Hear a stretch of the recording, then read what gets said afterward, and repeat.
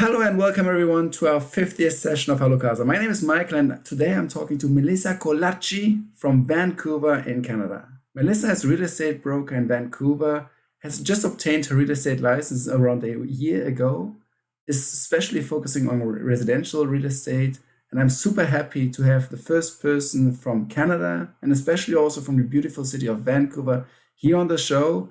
And I'm super excited now to talk to Melissa, who's going to Hi, introduce everybody. Happy ourselves. Valentine's Day from Vancouver. Hello, Melissa. Why don't you introduce yourself a little bit to our audience? Hi, everybody. I'm Melissa. I work for Century21 in beautiful Vancouver. Happy Valentine's Day, Mhm. and thank you for having me. Love to tell you a little bit about my city. I definitely love living here. Mhm. Um, we have such beautiful views. We're surrounded by mountains and the Pacific Ocean. So it's definitely not too hard on the eyes. Awesome. Vancouver is famous for being for having such a high quality of life. Why don't you introduce us a little bit Vancouver the city? How is it to live in Vancouver? What is it? What makes it so special? What can you do on a weekends? And give us an overview of the city itself. Okay. So Vancouver is actually, there's lots to do here. It's something that I love the most about living here. You can literally jump on a SkyTrain bus, in a car, anything. We have the access to nature is amazing. So we have three main mountains on the North Shore, which is Cypress, Grouse, and Mount Seymour. So, I mean, in the winter, on any random weekend, you can jump in the car, head over to the mountain. If you're into snowboarding or skiing, most recently, I've been snowshoeing as I'm an Wow. avid hiker, and that's something that I miss in the winter. So now I've taken up snowshoeing. So you can do the hiking and take in these beautiful views of the area in the winter as well. You have some, especially also not only the surroundings, but also great gardens inside. You have the China Garden. You have several great parks. Tell us a little bit about Vancouver without going and leaving Vancouver as a city. Okay. Definitely, we do have some beautiful gardens and parks. There's the botanical gardens. There's also Queens Park. It has beautiful cherry blossoms in the spring is something unique about Vancouver, which I really love. I'm a big into photography. So come cherry blossom season, I love to see them. They line the seawall. Mhm. That's a really beautiful area. For me personally, I'm a big runner, so I love to run the seawall along Falls Creek. There's definitely beautiful views and just a really, really casual vibe about it. Everybody's exercising, taking in the views. You can go from one side, which is English Bay, all around the inlet, to Kitsilano. Mhm. So there's also very, very beautiful beaches here, endless. Yeah. The Stanley Park is one of the most famous ones, or is maybe even the most famous one. It's supposed to be called to be like the Central Park in New York, but obviously like 10,000 times better. Tell us a little bit about that one.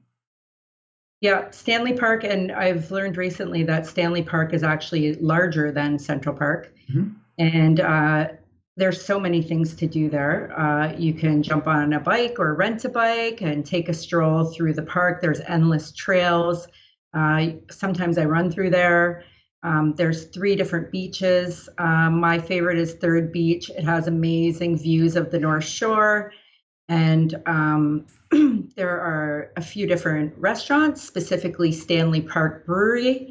Mhm. So Vancouver and BC in general is very famous for craft beers. I'm not sure if you knew that, but I'm a big fan. Okay. So you can go for a nice bike ride or picnic, take in the beach, and end your day at the brewery and try some of our local craft beers.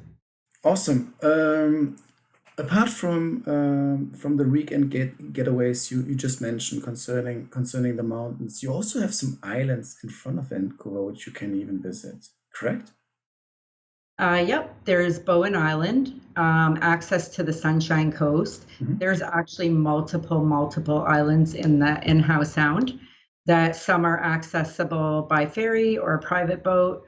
Um, some are a little bit more remote. Actually, recently just looked into a property that was only accessible by boat, no power, no Wow. yeah, no power, no running water, anything, all collected rain. It was a very interesting property, and that was only accessible by a private boat taxi service within the island. Mhm. Wow. Wow. The surroundings of Vancouver are just stunning themselves. And I think it's just amazing to just live there because you have directly like the beautiful landscape and the nature, like I don't know, like totally or super accessible, which is amazing. I know that here from Zurich, it's just fantastic to I don't know, like within an hour you're on the top of the mountain and you feel like okay, you're somewhere in the middle of nowhere. Obviously, in Canada, you have like a um, totally different relation to it because there you're really in the middle of nowhere. I guess like suddenly, correct? It's yeah, it sounds there are it's Vancouver is famous for hiking. Hmm. It's one of the top destinations in the world for hiking. One of my favorites was Garibaldi. Hmm. It just has these amazing views of the mountains and the blue water. Uh, Literally, it's endless. Hmm. That's one to name a few. Lake Lovely Water is a secret gem in the Tantalus Range. It's you take the Sea to Sky Highway, which just taking a drive along the Sea to Sky Highway, you get views of Howe Sound on the way to Whistler. Um, it's breathtaking, Yeah. really. It never gets old for me. I really love it. Perfect. Let's talk a little bit about Vancouver itself. Can you describe us a little bit also the segmentation of neighborhoods in Vancouver? What are neighborhoods which are maybe more exclusive, maybe some trendy neighborhoods, some maybe more emerging, and maybe also some neighborhoods which are more affordable. Maybe also residential neighborhoods versus commercial neighborhoods to get like an overview of Vancouver itself. Sure. One of the most popular emerging neighborhoods I've had a lot of clients looking in and exploring is Mount Pleasant. So, South Main, Mount Pleasant, very up and coming. It's upbeat, vibrant. Um, there's some boutiques and breweries, cafes. It's got a great sense of community. It's a very nice blend of old with new. Hmm. I really love some of the single family homes are very old. They have a lot of character and charm, and some of them have been turned into triplexes or different accommodations, Hmm. which are really interesting properties. I really love that neighborhood. Tree lined. It's got a lot of gardens, like community gardens, which is definitely something that I feel is unique about Vancouver. Uh, there's definitely that sense of community, people walking around with their families. There's a few new buildings. Some of the new developments are focusing on rental only to accommodate the demand in Oh, Vancouver. really? Hmm. Okay, that's interesting. An entire neighborhood for that, or some apartments, you say, some complexes. I would say that it could happen throughout the city. I've Hmm. noticed it um, specifically in Mount Pleasant area. It's kind of a hub for the city. It's Okay. like kind of in between downtown, East Vancouver and West Vancouver. Hmm. Um, I just feel like it's really fresh neighborhood. It's got some interest. You still get the mountain views, views of the city. It's just very vibrant, and Oh, awesome. That's amazing. the cafes. A big thing in Vancouver is the latte art Yeah. that everybody loves. So there's some exclusive cafes and bakeries and just a really good, like really, really nice restaurants and stuff. I see like everyone's just got like everyone's really having a good time over there. It's really Awesome. popular. And give us maybe an overview of your business, your services. You are mainly focused on residential real estate. That's what you mentioned. And give us maybe an overview of what you're offering, and also in which areas, especially. Sure. So I'm focusing generally on residential now, condos, townhomes, and detached homes. Generally anywhere in Metro Vancouver. My specified neighborhoods have been Yaletown, Mount Pleasant, Kitsilano, Fairview, and other areas downtown. Hmm. I'm based out of Yaletown, so kind of an expert there, which is my favorite. The unique architecture, very contemporary, Hmm. beautiful views of Falls Creek. Um, so I try to focus on educating my clients as much as possible, as Hmm. this is the biggest transaction of their life. Hmm. I want them to feel confident and know that I'm supporting them from beginning to end. So I tend to really get to know my clients on a personal level so they're comfortable, as it can be very personal. Um, I recommend that they get pre-qualified, as Hmm. it's important with purchasing power, especially in this competitive market. The market has been really heating up here. We've seen a significant change in the last 5 or 6 months as a slower winter 2019. So it's really important for them to be pre-qualified and be educated about the process, inspection process, and have them just ready to put in competitive offers. So I try to keep them informed with the market trends and go over the process with them before they're putting in an offer Hmm. or going through to look, so that it's not, they feel more confident with the process. It's not new to them as it gets Yeah. closer to the time of putting in an offer.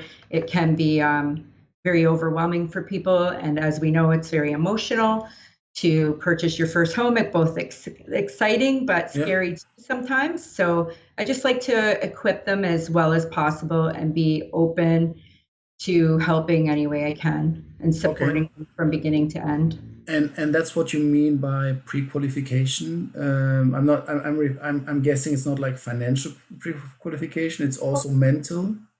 No, pre-qualification, when I'm referring to it, is I'm referring them to a mortgage specialist Okay. and having them, go through that process beforehand, before they're looking at properties, so they kind of know where they stand, as it can be very competitive here. Um, it just puts them in a better position the more prepared you are. So really just connecting them with the necessary resources. Yeah. Uh, a realtor has a lot of responsibility, I feel, in Canada. Yeah. We definitely have to wear a lot of hats, and I just definitely feel like I connect them with the right resources so that nothing's Yeah.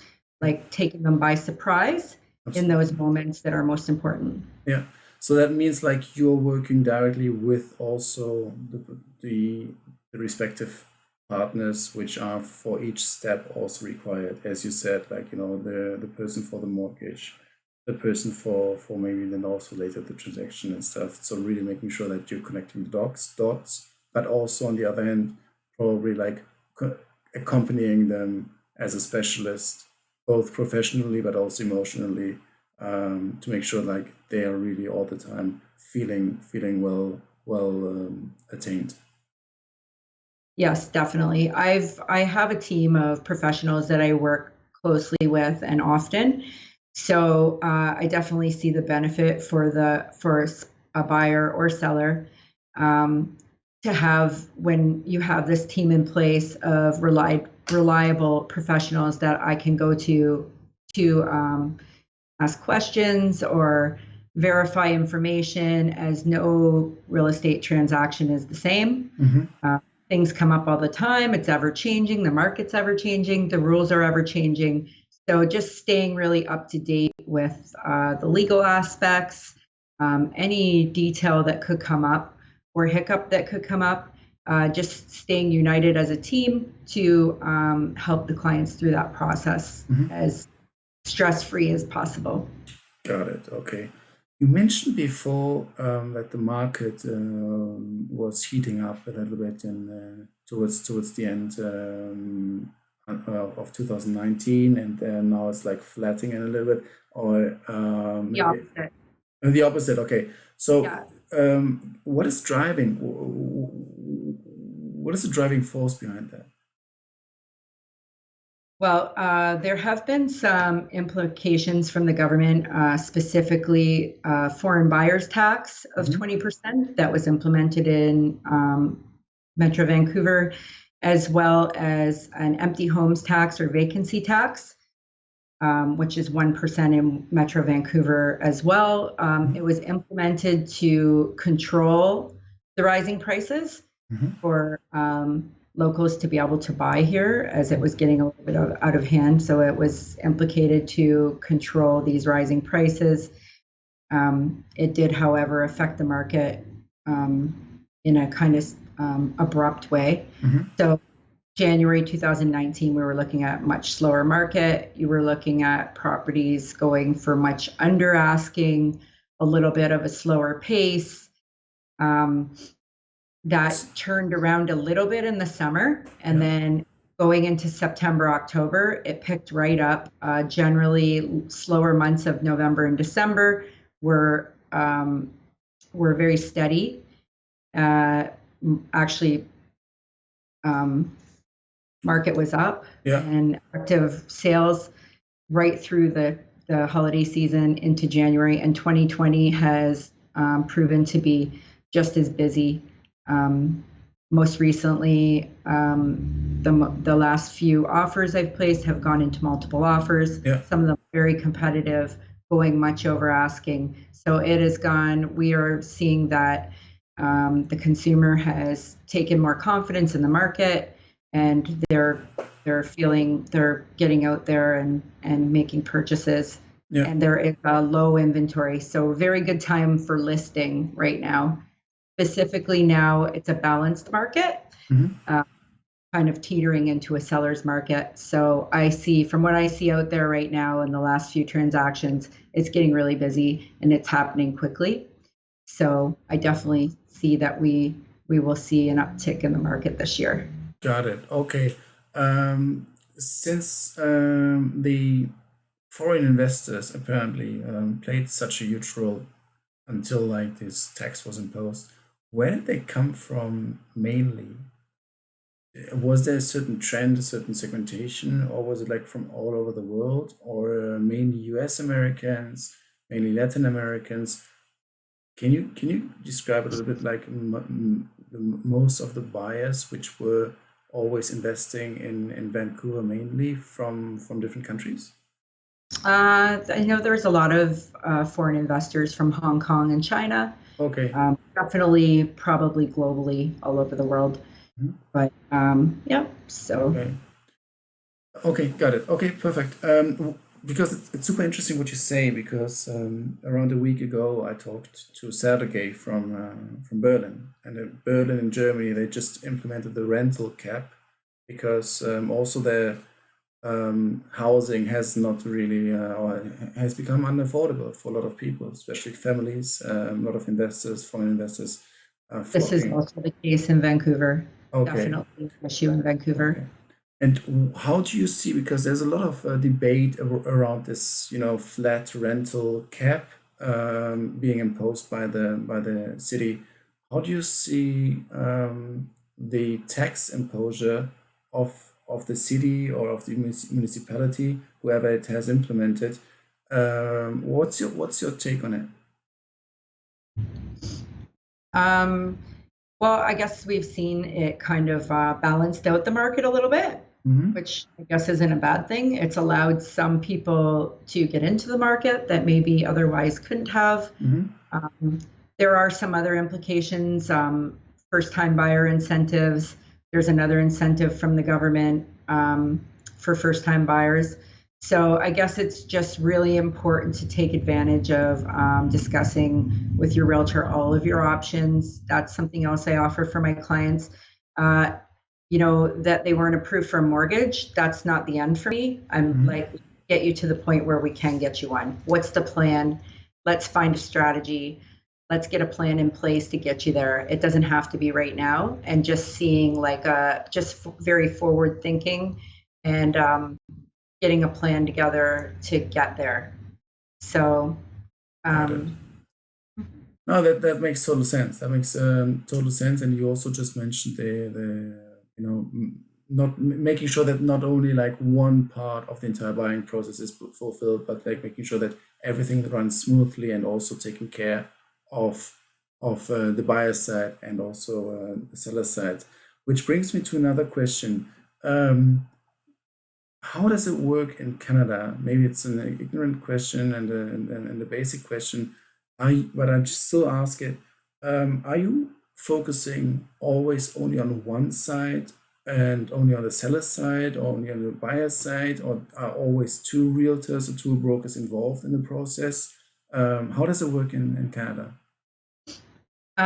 Well, specifically in British Columbia, you would work with two realtors in the transaction unless the party goes unrepresented. Specifically, I work with buyers and sellers.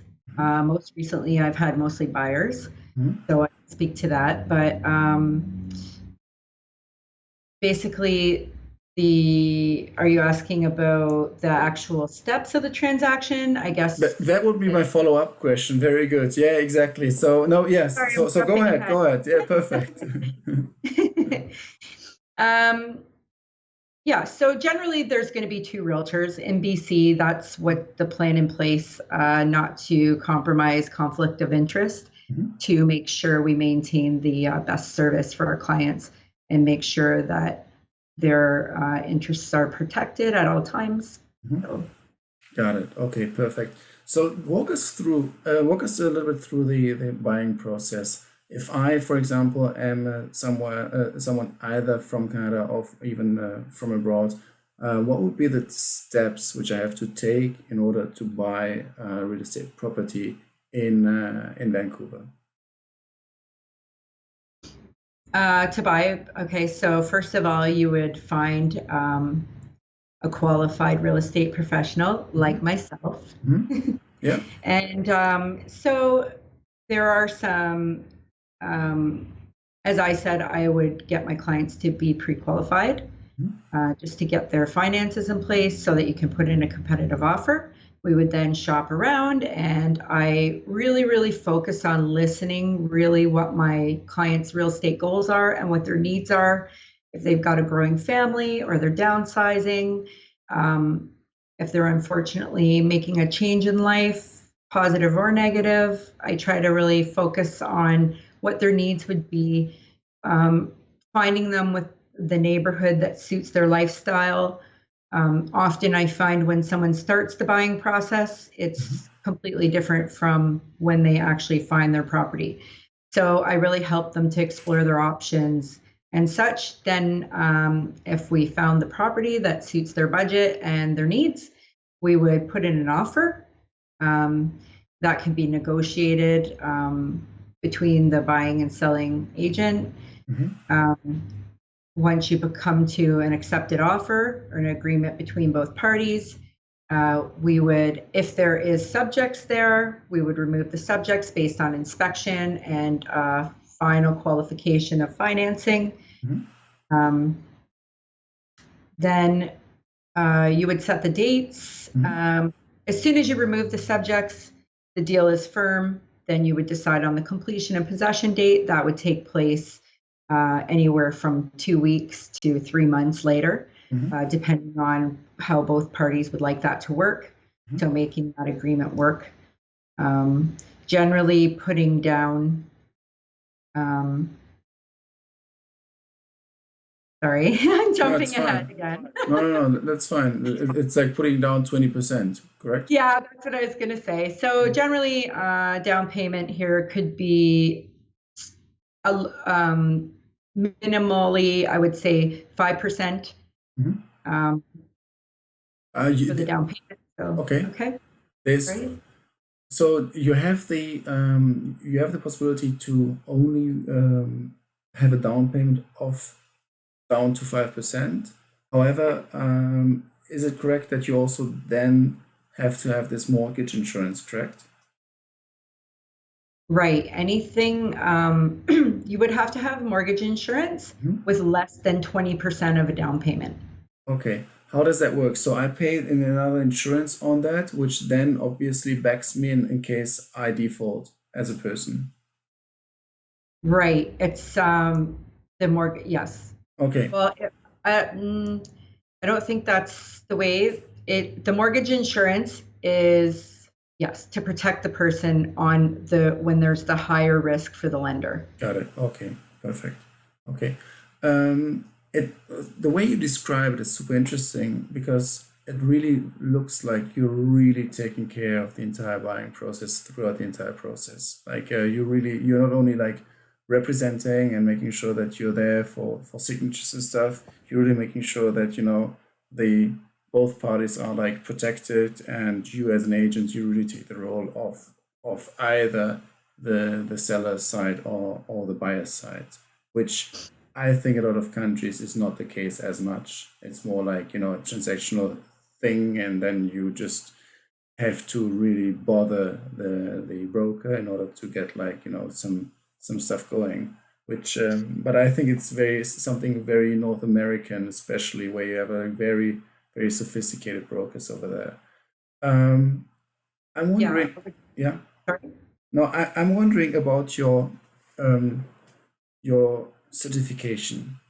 It's not that long ago that you got your certificate. Tell us a little bit about. I'm super interested about like the qualification and also the process until you have like the real estate license. Okay. Here in BC, it's a little bit different. I did my qualification in Toronto. I'm actually from Ontario. Mm-hmm. So that was actually quite extensive. Mm-hmm. You focus on 5 different sections and do your articling courses and 5 very large exams, Mm-hmm. focusing on structures, mortgages, foreclosures, commercial properties, transactions, buildings. Like it's everything, problems that could come up in buildings, different ailments of the structures. So it was quite extensive. I feel very well prepared. Mm-hmm. Um, and then, as you know, real estate is ever changing. So we do, I'm currently taking courses. Most recently, I did one for foreclosure and a more extensive commercial um, course to upgrade and stay on top of up to date legal changes Mm-hmm. and just to provide the best information. So we want to be as well informed as possible. Yeah. I would say, from what I'm hearing from other countries and even other areas, that it's pretty extensive. Mm-hmm. But I'm appreciative of that because I feel that I have the tools I need to do a great job and to make sure that I've paid attention to detail and that I'm knowledgeable in every area, not just the transaction itself. Yeah. So No, I think it's super important to have a holistic picture and not just say, okay, I know X, Y, Z, and like hopefully no one is gonna ask me about like more things. Like, okay, doesn't make any sense. I think it's super important to really know how everything is connected and why things work the way they work. Um, Coming back for a second to Vancouver and also maybe projects and offerings and listings you have on your portfolio. Do you have something which you can right now talk about, which is right now like on the market, so that also the audience and the listeners get a picture of what is there to offer, or as an offer to potentially also acquire? sure, I can focus on. I'll, First of all, I'll talk about a project that's coming Mm-hmm. up in the city that's important, like development. Here in Vancouver, we use the SkyTrain as a main source of transit. It's also important for me to mention that Vancouver is very much a carless city, which I appreciate. Um, the transit here is amazing. You have water taxis, sea bus, SkyTrain, buses, bikes, your feet, Wow, amazing. everything. So it is really, really environmentally conscious city. So we do have a new SkyTrain line.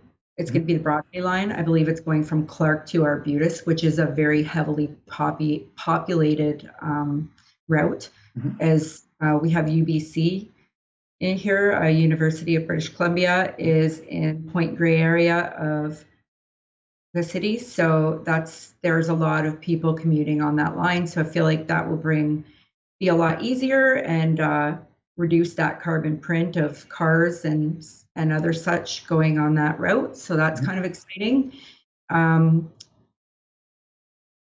Currently, to give you a kind of idea or snapshot of the market, I feel is what you're asking. Currently I'm doing an open house actually tonight at a listing in Kitsilano, which is a very popular area. It's near Kitsilano Beach. It's kind of famous. Jericho, that area, it's very beautiful view of the city and mountains. It's a lot of young professionals, but it's got kind of like a hippie vibe to it. It's a really cool area. So this is a fully renovated 2-bedroom, 721 square feet, and it's going for $679,900. Fully renovated, no rental restrictions. These kinds of things are very important in our market. That's, I would say, it's price sharp. So I expect to be very busy there, just to kind of give you an idea of what our market looks like. Benchmark price in Vancouver right now is $1.8 million for all residential. So $1.8 million. Sorry, just to understand that correctly, $1.8 million is for the property on average. That's the benchmark price for all residential. So that statistic includes all residential. So it's an average of condos, townhomes, and detached. Okay, interesting. Okay. Yeah. Just to give you, generally it's been $1 million, just under or just over for quite some time. Okay. Wow. Yeah. You just mentioned the open house. Just to maybe to give you some context, in Europe it's not as common to have open houses as in, I think, in US and in Canada. Can you walk us and explain us a little bit, like, how does the entire process always works? Is it that the seller always organizes the open house and invites a lot of people, and then everyone comes, and then you make a huge party, and and then someone buys it? Or how does it work? Kind of like that, except here the realtor would organize the open house for you. That's again where you want to be really picky about your realtor. Like for me, I use a lot of innovative marketing tools. An open house is very important for exposure, which, as we know, exposure is number one for getting the most for your listing. So we would have an open house. Some will be fancier than others. There's definitely some really cool ones in Vancouver where we have them catered with bubbles and hors d'oeuvres, and you're overlooking False Creek or Cole Harbor. Or you can just have one where people are coming through and getting a chance to see the property without the pressure of making an appointment. And we can stage it, which is also a valuable tool for listing, to warm it up or make it more appealing to all people, not just the person who likes the same couch as you, right? Totally. So I think open houses are super, super important. We've also, as I said, I'm doing one tonight, so it's a Friday night from 5 to 6:30. I've definitely found the benefit of it. It generally used to be Saturday and Sunday from 2 to 4 all the time. And I think, like, our lifestyles are changing. People are busy. we need to accommodate that. And Yeah. I've definitely seen a super positive response to making the times a little bit different days, different times to accommodate people's lifestyles. Okay, got it. Perfect. Thank you for the clarification. So definitely, when selling in North America, I think you always definitely need to make sure that, or at least like have this question asked before you go with the realtor. Okay, so how's your open house process going? Maybe to get an idea that you also get a broker which takes care of that. Um, is the Do you say that each successful real estate transaction always includes an open house, or do you also sell sometimes without? No, I would say that it's pretty standard, but Okay. to address your question and comment, definitely, I think exposure is the most important tool for getting the best price for your listing Mm-hmm. and for your home. So, huge tools that we use. One is social media. Mm-hmm. Um, Social media has one of the most broadest reach and umbrella that you can find. Some of the popular ones I use are TikTok, Instagram, Facebook, also to have different target audiences in that way. So you're really reaching out to everyone.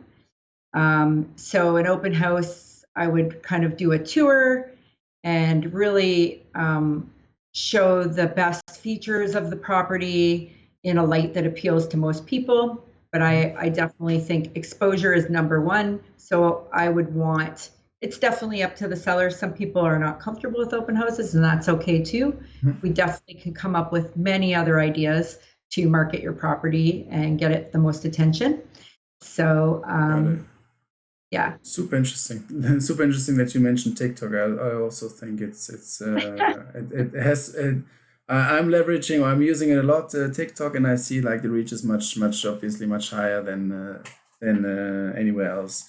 Um, on general, how long does the average property is on the market or is for sale? How long does it normally take? Like not particularly your properties, but Yep. how does more or less like Vancouver move at the moment? If someone on average puts a listing, or ask a realtor to sell the house, or the listing itself, how long does it normally take until it gets sold? I think the most recent statistic is generally I've looked is it's around 20 to 29 days on the market, Wow. and we're looking at 90% of asking price, which was definitely as a change from 6 months ago. So that's the most recent statistic, and I would say looking on paper and being out in the field with my own transactions, I'm seeing that is definitely accurate. But that means that it was even before with the international buyers even faster and higher asking price before the tax was imposed. Yeah, the tax was imposed a couple of years ago. That's Okay, pretty important to point out. So as we know, with anything implemented, it takes a little time to kind of catch up, and that's kind of what we're seeing now. It definitely took some time to see the effects of the tax, and then the aftermath, and then the ripple effect on got it. other areas, right? Yeah, yeah.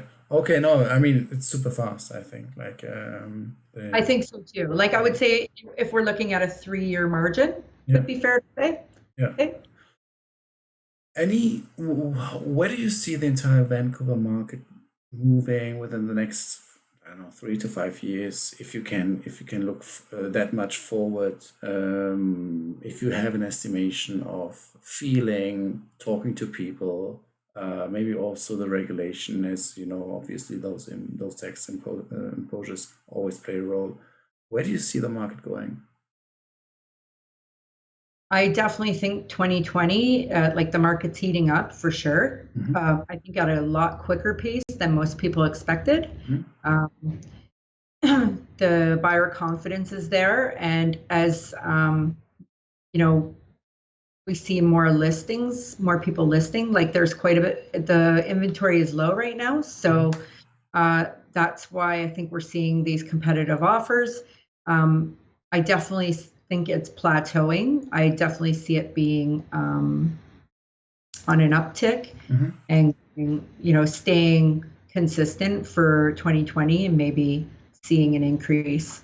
I think projected increases between 10 and 18% for this year has been forecasted. So we'll see how that plays out. I feel really confident the action I'm seeing with buyers and sellers right now, it's definitely positive. Awesome. Okay. Super, super interesting. Thank you for the insights. I have another question concerning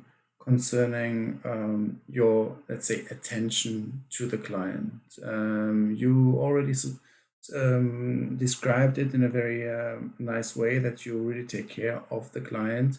Tell us a little bit from your perspective what investors but also sellers should really take care of and what is for you important when choosing a good realtor, like really making sure that you are finding someone who is attentive, who is professional, who is also communicative. What are for you like the key aspects of a good realtor? Definitely continuing education so that they're staying up with the current market and rules of cooperation. Definitely that you can reach them. I definitely try to get in contact with all my clients within 2 hours, especially, and if it's we're in the middle of a transaction or negotiation, then sooner. And just supporting them through the process. As I said, for me, I educate them. It's not something I'm doing for them. It's something I'm doing with them. Makes sense. So that they have as much confidence in themselves and the decisions they're making with the information that they need to make those decisions. I think customer service is really important. For me, it's the most important. And as obviously the personal nature of opening up your finances in your personal life, which often is important in a real estate transaction because of your motivations or why you need to sell or buy and how you're making those moves. I think it's really important for people to be able to be comfortable and for me to be transparent. So honesty, integrity, obviously is number one for me. And it's really important that my clients feel that. I feel that they do. And yeah, I think that the rest kind of falls into place when you have those key aspects. Awesome. Do you have any final thoughts for potential investors or sellers or other real estate brokers, which you can communicate now as a tip, as something where you would definitely like give away as an advice? Yeah, just being really, first of all, being personable and approachable so that your clients are feeling comfortable and can make an informed decision based on that. Also being really educated about the area and in touch with the area that you're in. Specifically for Vancouver, it's a very transient city. We have a lot of immigration here and a lot of people coming here for work and coming from other countries. So I get really excited about showing them around and helping them feel more welcome here and things like that. For me, my focus is personal touch, going over and above, helping them like connect with resources, daycares, schools, work contacts if need be. For me, it doesn't stop at the real estate transaction. For the most part, so most of my clients become friends, which I love, and I mean it helps me to feel like my job's been done properly, and I like connecting with people. And as I know, in a new city, as I've lived in Vancouver for a couple of years, it's really important when you're new to a city to feel like you belong and kind of get connected with your places to go and your favorite restaurants and your gym, and make sure your kids are taken care of with people that you can trust. So for me, it's that extra touch, also being very thorough and professional at all times, making sure that I've done due diligence to make sure that their interest and they're protected at all times for any discrepancies in the transaction, making sure everything goes smoothly. Awesome.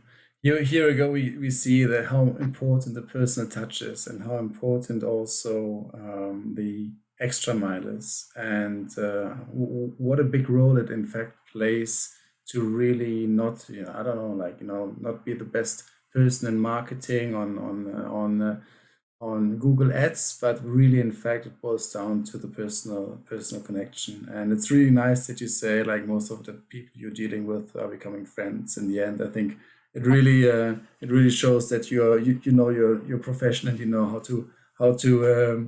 to deal with the people, and also how to really conduct a proper business. Amazing. Melissa, how can people reach out to you if they want to sell or buy properties in Vancouver, from either within Vancouver or maybe some people even abroad?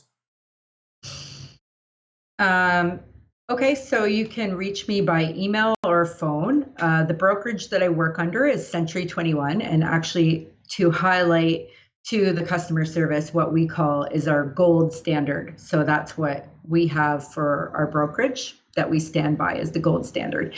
So my email is melissa.colacci@century21.ca.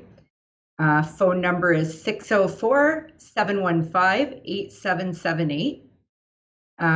My tagline is sell with Mel, so you can always find the hashtag sell with Mel .ca. You can reach me on Instagram, Facebook, TikTok, or LinkedIn. Perfect. And I welcome anyone. There's never an obligation. Like, let's have a conversation and see if we're the right fit. But I'm always happy to provide information regardless. Awesome. Great. No, thank you so much. It's been super interesting to talk with you about Vancouver, about Canada. No, I really thank you for all the information you gave us and for all the insights. And yeah, Melissa, I wish you still a very nice day, and especially a very nice open house later, a very successful one. And unfortunately, I cannot join the party, but I but was going to get pulled, so you're missing out. exactly. But definitely, I will come and visit you in Vancouver one day. I'm super interested to get to know the city. Yes. Thank you so much. Thank you. Bye bye. Bye.